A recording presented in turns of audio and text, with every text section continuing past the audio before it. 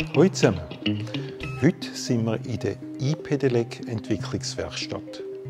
Und das ist ein spezieller Tag heute, weil heute machen wir EMV-Messungen.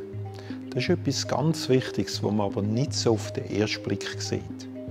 Der Hans-Peter Erni und der Hans Lerch zeigen euch, wie das geht.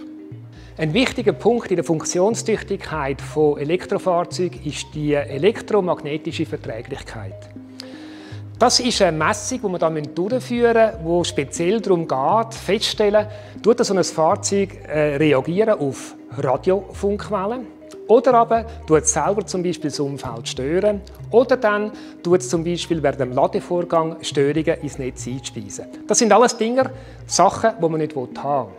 Um festzustellen, ob das Fahrzeug tatsächlich den strengen Normen entspricht, führen wir einen Testlauf durch, bevor wir dann in ein ganz spezielles Institut gehen, um die ganze Fachprüfung zu machen.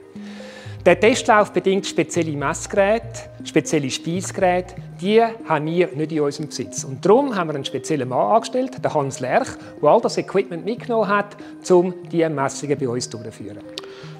Hier sehen wir den Messempfänger detaillierter. Das sind sehr spezialisierte Messgeräte, wo man sehr empfindliche Pegel messen kann. Und dementsprechend aufwendig und komplex ist das Gerät. Hier sehen wir jetzt auf dem Bildschirm den Pegelverlauf, das Grüne.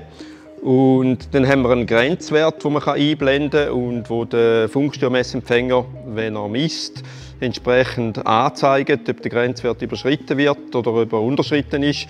Der Grenzwert kommt aus der Norm raus und die Störungen von einem Gerät müssen so gefiltert werden, dass der Grenzwert schlussendlich nicht überschritten wird. Ihr habt gesehen, das ist etwas, was wichtig ist, dass man es gemacht hat. Das ist jetzt etwas, wo wir die Entwicklung machen von diesen elektronischen Geräten. Aber die Messung, wie viel das ausstrahlt, das braucht Spezialisten mit viel Erfahrung.